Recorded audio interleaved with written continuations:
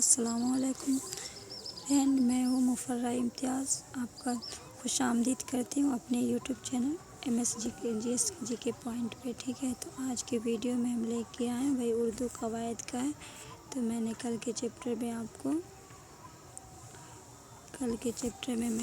بتایا تھا، اس سے آگے میں آپ کا آج بتا دیتی ہوں۔ ٹھیک ہے،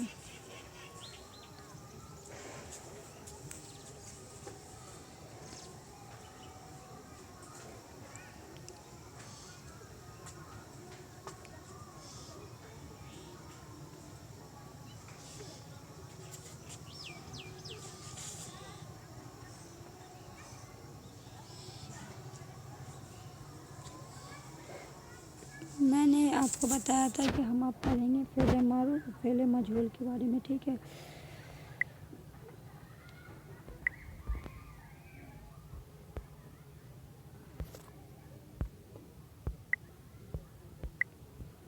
تو میں نے پہلے جملے کا جو فعل گزرتے ہوئے وقت کا اشارہ کیا تو وہ دوسرے جملے میں فعل کو موجودہ وقت کی طرف، تیسرے جملے میں فعل کے آنے والے مطلب فعل ماضی، فعل حال اور فعل مستقبل۔ ٹھیک ہے، مطلب گزرا ہوا ہو گیا ماضی، حال چل رہا اور آنے والا مستقبل۔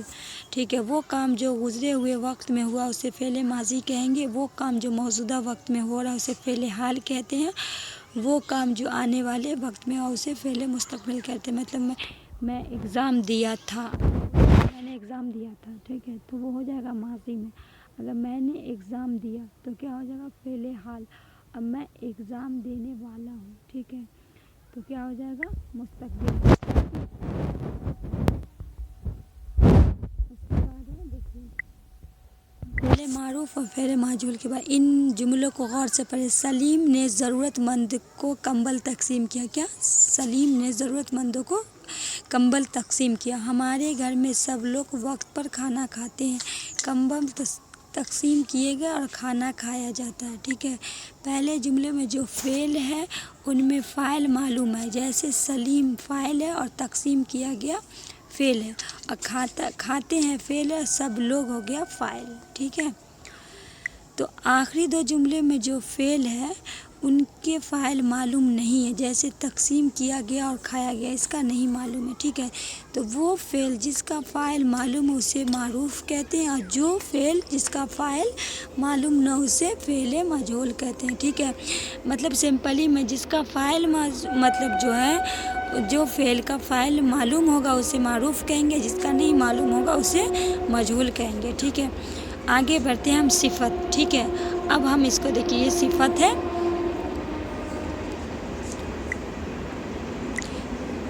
عبارت کو غور سے صوفیہ اپنے بیٹے راشد اور بیٹی کوثر کو لے کر کھلونے کی دکان پر گئی۔ وہاں خوبصورت کھلونے تھے۔ ٹھیک ہے، ایک سفید بلی، لال سائیکل چل رہی تھی، کچھ جاپانی گڑیا تھی، ہندوستانی گیندے بلے بھی تھے، چکنی مٹی کے بنے ہوئے کچھ پھل تھے جو بالکل اصلی معلوم ہو رہے تھے۔ ایک طرف چند کتابیں، کچھ کاپیاں بھی تھی۔ کوثر نے جاپانی گڑیا لی، راشد نے دو بلے، کچھ پیپیاں لی۔ ٹھیک ہے، اس کے بعد صوفیہ نے کہا اتنی ساری چیزیں، تو دیکھیے یہ ہے بلے، کاپیاں، سفید بلی، سائیکل چلاتی ہوئی اور جاپانی گڑیا۔ ٹھیک ہے، تو ہم نے دیکھا کہ اس عبارت میں آپ نے دیکھا کہ اسم کے ساتھ اس کی خصوصیت کا بھی ذکر ہوا ہے، جیسے خوبصورت کھلونے، سفید بلی، لال سائیکل، جاپانی گڑیا، ہندوستانی گیندے، چکنی مٹی، اصل چند کتابیں، کچھ کاپیاں۔ ٹھیک ہے، تو اتنی ساری چیزیں وغیرہ، وہ لفظ جس میں اسم کی اچھائی، برائی، خصوصیت ظاہر اسے صفت کہتے ہیں۔ مطلب آپ کی اچھائی، آپ کی برائی، کہ حامد اچھا لڑکا ہے، تو اچھا کیا ہے؟ صفت ہے۔ برا کیا ہے؟ صفت ہے۔ کالا کیا ہے؟ صفت ہے۔ گورا کیا ہے؟ صفت ہے۔ ٹھیک ہے، مطلب جس میں اچھائی یا برائی دونوں مطلب ہو تو اسے ہماری صفت ہوگی۔ ٹھیک ہے، تو جیسے خوبصورت، سفید، چکنی، اصلی، چندر، کچھ، اتنی ساری جو اوپر دی گئی عبارت میں اسم کی جو خصوصیات بیان ہوئی ہیں انہیں الگ الگ ضمن میں بانٹ کر دیکھا جائے تو معلوم ہوگا کہ صفت کو الگ الگ قسمیں میں ہوتی ہے۔ وہ الفاظ جس سے کسی شخص یا چیز کی ذاتی خصوصیت، حال یا کیفیت جائے اسے صفت ذاتی کہتے ہیں۔ صفت ذاتی کسے کہتے ہیں؟ وہ لفظ جس سے کسی شخص یا چیز کی ذاتی خصوصیت کی حالت، جیسے میں کیا ہے، مزاج، خوش مزاج، ٹھیک ہے، خوش مذاق، باوقار، عجیب، گرم، ٹھنڈا، ذہین، بے چین، شریف، اچھا، برا، بد اخلاق بھی صفت ہی ہوا، ٹھیک ہے۔ وہ صفت جس میں خصوصی مطلب ذاتی ہو گیا، وہ صفت جس میں کسی دوسری چیز کی طرح کا لگاؤ یا نسبت پائی جائے اسے صفت نسبت کہتے ہیں، ٹھیک ہے۔ جیسے ہندوستانی، بلی، جاپانی، کشمیری، عربی وغیرہ، ٹھیک ہے۔ ہندوستانی، جاپانی، کشمیری، عربی صفت نسبتی ہے، اس کا نسبت دیا گیا، ٹھیک ہے۔ بہاری بولا جاتا ہے، بہاری، تو بہار سے اس کا نسبت ہو گیا، ٹھیک ہے۔ تو کسی چیز کو نسبت دے کے جو کہا جائے گا وہ کیا ہو جائے گا؟ صفت نسبتی، ٹھیک ہے۔ وہ صفت جس میں کسی اسم کی تعداد ظاہر ہو سے صفت عددی کہیں گے، ٹھیک، جیسے 2 بلے، چند کتابیں، کچھ کاپیاں، 10 خواتین، اتنے سارے لوگ، 2 چندر، کچھ 10، مطلب 200 400 صفت ہوتا ہے، 200 400 500، یہ سب کیا ہوگا؟ صفت عددی ہو گیا۔ وہ صفت جو کسی چیز کے مقدار یا ناپ تول میں وزن کی جائے اسے صفت مقداری کہتے ہیں، ٹھیک ہے۔ جیسے 2 کلو مٹھائی، پاؤ بھر چینی، 5 میٹر کپڑا، چٹکی بھر نمک، 1 لیٹر دودھ وغیرہ۔ 2 کلو، ان میں 2 کلو، پاؤ بھر، 5 میٹر، چٹکی بھر، یہ سب صفت مقداری ہو گیا، ٹھیک ہے۔ کیا ہو گیا؟ صفت مقداری۔ تو اب ہم دیکھیں حرف لیٹر کے بارے میں، ٹھیک ہے۔ لیٹر کے بارے میں دیکھیں گے، ذیل میں علامت ہے اس طرح، الف، غ، ڈی، ٹھیک ہے۔ بی اس کا جو ہے دیکھیے، کسی زبان کی تعلیم حاصل کرتے ہوئے اس کی بنیادی آوازوں کی علامت سیکھتے انہیں حروف تہجی، ٹھیک ہے، کہا جاتا۔ آزادانہ اس حروف معنی نہیں ہے، زبانوں کو بولتے یا لکھتے پڑھتے ہیں ہم نیچے دیے گئے استعمال، با، بے، پر، تک، سے، میں، اور ان کے علاوہ بہت ساری آوازیں، کیا ان کے کچھ معنی کچھ سمجھ میں آتے ہیں، اکیلے پڑھتے ہیں، علی، بے، جیم وغیرہ، یہ سب بے معنی رہتے ہیں۔ اب ذیل میں مثال، با ادب، بے خوف، سر پر، گھر تک، ہاتھ سے، اور باغ میں، ٹھیک ہے۔ یعنی دوسرے بامعنی لفظوں سے پہلے یا بعد میں آ کر ان کے کچھ معنی سمجھ آنے لگتے ہیں۔ بے معنی حروف تہجی کی طرح بھی یہ حروف ہیں، بات کرتے یا لکھتے ہیں جو جنہیں دوسرے لفظوں کے ساتھ لانا ضروری ہوتا ہے۔ ایسے حروف کو چند قسمیں یہاں جن کی تعارف کیا جاتا ہے، ٹھیک ہے۔ حرف 4 تو کیا؟ بچے باغ میں کھیل رہے ہیں، وہ گھر سے نکلا، سر پر ٹوپی پہنو، گیلی دیوار کو ہاتھ نہ لگاؤ، ٹھیک ہے۔ دریا تک پہنچ کر میں رک گیا، پردوں کا رنگ اڑ چکا تھا، ٹھیک ہے، ہم نے کھانا کھا لیا ہے۔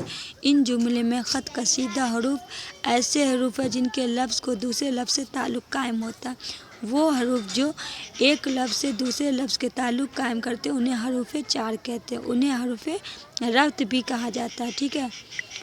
حروف ربط ان جملے میں، ٹھیک ہے، جن کے ایک لفظ کو دوسرے لفظ سے تعلق قائم کیا جائے، ٹھیک ہے۔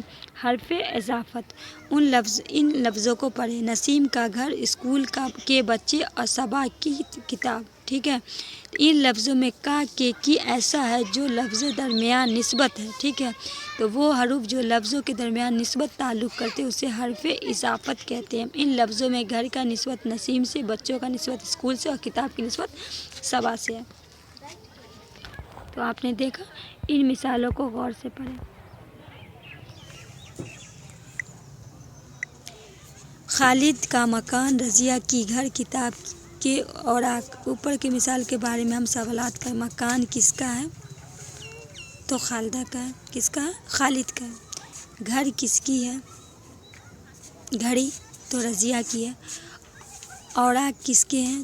تو کتاب کے۔ ان سوالوں کا جواب ہوگا خالد، رضیہ اور کتاب، ٹھیک ہے۔ تو خالد، رضیہ اور کتاب کا نسبت جس سے ظاہر کی گئی ہے اسے مضاف الیہ کہتے ہیں، اور جس کے طرف نسبت کی جاتی ہے اسے مضاف کہتے ہیں۔ ان میں مکان، گھڑی، اوراق مضاف ہے۔ مضاف علیہ کسے کہتے ہیں؟ جس پہ نسبت دی جاتی ہے، ٹھیک ہے، اور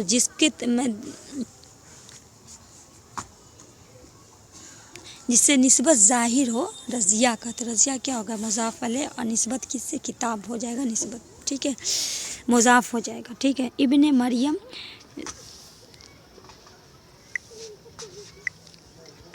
زکریا، بند خدا، غوث عافیت، بوئے، اس مثالوں میں حرف اضافت کا کے کی استعمال نہیں کیے گئے، ان کے بجائے زیر حمزہ اضافت کے ظاہر کیے گئے تربیتوں کو اردو میں مطلب ہوگا: مریم کا بیٹا، لوہے کی زنجیر، خدا کا بندہ، عافیت کا گوشہ، گل کی بدبو۔ فارسی قاعدے کے مطابق اضافت کے لیے زیر حمزہ یہ کا استعمال کیا جاتا ہے، جبکہ اردو میں اضافت کے لیے کی کا استعمال کیا جاتا ہے، ٹھیک ہے۔ کہا گیا نا حمید کا کی گھر، رضیہ کی کتاب، گھڑی، تو یہ آپ سمجھ گئے۔ حرف عطف کسے کہتے ہیں یہ میں آپ کو بتاتی ہوں۔ تو ذیل خانوں میں دیے گئے فقرے کا غور سے پڑھیں۔ جوان اور بوڑھے، میں تو وہاں پہنچا مگر وہیں نہ آیا، آدمی یا انسان، یہ کتاب پڑھو یا وہ کتاب پڑھو، میں نے اسے بہت سمجھایا لیکن وہ نہ مانا، اس میں مجھ سے کہا کہ ابھی مت جاؤ، ٹھیک ہے۔ تو کالم الف کے فقروں میں جو دو اسم و ضمیر اور یا کے جوڑا گیا ہے، وہ بے کے مثالوں میں دو جملے مگر یا لیکن جوڑا گیا، وہ حرف یا لفظ جو دو لفظوں میں فقر و جملوں کو جوڑتا ہے حرف عطف کہلاتا ہے، ٹھیک ہے۔ عطف کسے کہتے ہیں؟ وہ لفظ جو لفظوں میں فقرے اور جملے کو جوڑتا ہے، ٹھیک ہے۔ تو حرف تخصیص جملے کو دھیان سے پڑھیں، ٹھیک ہے۔ ان میں اس نے اس کا منہ بھی نہیں دیکھا تھا، تھوڑے ہی دنوں بعد منظر بدل گیا، ہر شخص کو اس کے بات کا پتہ چل گیا، شکل دیکھتے ہو نہ تم اس کی، ٹھیک ہے۔ اس جملے میں بھی ہی ہر نا لفظوں پر زور دیا گیا ہے، ٹھیک ہے۔ تو وہ حرف جو جملے کی کسی بھی پہلو پر زور ڈالنے یا تاکید کے لیے استعمال ہوتے ہیں اسے حرف تخصیص کہتے ہیں، ٹھیک ہے۔ حرف فزائیہ جو ہے اس کے بارے میں بتا دیتے ہیں۔ تو جملے کو غور سے ان کے جذباتوں کا اظہار کریں۔ ارے تم اب تک یہیں ہو، واہ واہ واہ کیا خوب، ہاں ہاں ذرا سنبھل کر چلو، آہ ظالم نے بے وفائی کی۔ کبھی کسی بات کو رد عمل طور پہ جوش و جذبات کے تحت ہمارے منہ سے اور اف نکلتی اس آواز جیسی آواز ہے، وہ حرف جو جملے میں خوشی، دکھ یا حیرت جذبے کو ظاہر، اسے حرف فزائیہ کہتے ہیں۔ حرف فزائیہ کہتے ہیں نا، او ایسا ہو گیا، واہ کیا بات ہے، تو اسے کہا جائے گا حرف فزائیہ۔ جیسے سبحان اللہ، ماشاء اللہ، لا حول ولا قوت، ارے واہ، اف، آہ، چہ، خوف اور چشمے بدو وغیرہ واضح رہے جذباتوں کو اظہار کرنے پہلے فزائیہ حرف فزائیہ کا نشان لگایا جاتا ہے، ٹھیک ہے۔ اور واحد جمع ہے، ٹھیک ہے، سنگل اور پلورل، ٹھیک ہے۔ کتاب سے کیا ہو گیا؟ کتابیں، آپ نے دیکھا، پینسل سے پینسلیں، تو ان دونوں خانوں میں دکھائی تصویر پر الف خانے میں ایک کتاب، ایک پینسل تصویر دی گئی ہے، اور ب خانے میں کئی کتابیں ہیں۔ تو تعداد میں جب کوئی ایک چیز ہو تو اسے واحد کہیں گے، ایک سے زیادہ ہو تو اسے جمع کہیں گے۔ واحد سے جمع بناتے وقت لفظ کی شکل بدل جاتی ہے، گھوڑا سے گھوڑے، دائرہ سے دائرے، لڑکا سے لڑکے، چمچہ سے چمچے، ٹھیک ہے۔ یہ بھی ذہن میں رہے کہ واحد سے جمع بناتے وقت جملے کی شکل بھی بدل جاتی ہے، جیسے گھوڑا دوڑ رہا ہے، گھوڑے دوڑ رہے ہیں، لڑکا کھیل رہا ہے، لڑکے کھیل رہے ہیں، بچہ پڑھ رہا ہے، بچے پڑھ رہے ہیں، ٹھیک ہے۔ یہ بھی یاد رکھیں کہ واحد لفظ کے آخر میں اگر یہ ہو تو جمع بنانے میں ان لگایا جاتا ہے، جیسے، ٹھیک ہے، لڑکی، لڑکیاں، کلی کلیاں، گھڑی گھڑیاں، گلی گلیاں. ان کے علاوہ واو لگا کر بھی جمع بن لوگ لوگیں، گھر گھروں. یہ لگا کر بھی جمع دوا سے دوائیں، ہوا سے ہوائیں، دعا سے دعائیں، گھٹا سے گھٹائیں، صدا کا صدائیں. کہیں یہ لگا کر بھی جمع بنائی جاتی ہے شام سے شامیں، رات سے راتیں، راہ سے راہیں، خبر سے خبریں. اوپر مثالوں میں واحد جمع کے بارے میں یہ اردو قاعدے کے علاوہ اردو میں عربی فارسی عربی قاعدے سے بھی واحد کی جمع بنائے جاتے ہیں. فارسی قاعدے کے مطابق یہ الفاظ خیال، خیالات، سوال، سوالات، احساس، احساسات. اب عربی قاعدے کے مطابق واحد جمع بنانے کا مثال دیکھیں. قسم، اقسام، شعر، اشعار. حاکم، حکام. ذریعہ، ذرائع. شاعر، شعراء. امیر، امراء. رسالہ، رسائل. غریب، غربا. درج میں واحد جمع کی شناخت کیجیے. ٹھیک ہے، واحد اور جمع. جواب سے ہو جائے گا جوابات، تو یہ ہو گیا جمع سائل. یہ ہو جائے گا واحد. تجربہ کا تجربات، یہ ہو جائے گا واحد. خیالات، یہ خیال کی جمع ہوگا آئینے. آئینہ سے آئینے. ادائیں، یہ ہو گیا جمع آپ کا. غربا، غریب کا بھی میں نے کہا تھا نا، غریب. غریب سے بچہ، تو بچے یہ واحد ہو گیا. پھولو، پھول سے پھولو. ٹھیک ہے، تو یہ جمع ہو گیا پھول کی. ٹھیک ہے، اب دیکھیے تذکیر تانیث دیکھ لیجیے. تذکیر و تانیث. لڑکا، لڑکی. گھنٹہ، گھڑی. ٹھیک ہے، تو الف خانے کو تصویر کو جنس کے اعتبار سے بے میں جو ہے جاندار چیزوں میں نر مادہ اور مادہ مؤنث کہلاتے ہیں. جاندار چیزوں میں نر کا جو نر مذکر اور مؤنث نر مذکر اور مادہ مؤنث کہلاتے ہیں. انہیں جنس حقیقی بھی کہتے ہیں. ٹھیک ہے، جنس غیر حقیقی اس ذیل خانوں کو دیے گئے. ہوا، کرسی، دنیا، ندی، ذخیر، مٹی، گھٹیا، کتاب، اخبار. تو یہ ہو گیا، ایک منٹ، یہ ہو گیا آپ کا جنس غیر حقیقی. ٹھیک ہے، تو یہ ہو گیا آپ کا. ہوا چل رہی ہے، کرسی نہیں ہے، ندی، تو یہ سب آپ کا مؤنث ہو گیا. اخبار، کاغذ، آسمان، یہ سب آپ کا مذکر ہو گیا. تو کیا ہو گیا؟ غیر حقیقی. یہ سبھی نام غیر جانداری جان ہے. الف خانے میں تمام مؤنث ہے، میں نے ابھی بتایا، اور بے خانے میں سب مذکر ہے. غیر جان اور بے جان چیزوں کو مذکر مؤنث کو جنس غیر حقیقی کہتے ہیں، جس میں جان نہ ہو. ٹھیک ہے، غیر جان اور بے جان چیزوں کو مذکر مؤنث جنس غیر حقیقی کہتے ہیں. ان مثالوں سے اسم کے مذکر مؤنث ہونے کا پتہ چلتا ہے. چلو پہ ہوا چل رہی تھی، گھٹا چھائی ہوئی تھی، ندی پہاڑ سے اتری تھی، ذخیرے کرسی ٹوٹ گئی، ہر طرف مٹی اڑنے لگی. یہ جملے میں اس مؤنث اردو زبان میں ایک اہم خاصیت یہ ہے کہ اس میں مؤنث ہو تو جملے کا فعل بھی مؤنث استعمال کیا جاتا ہے، جیسے ہم نے اوپر کی مثالوں میں دیکھا. ٹھیک ہے،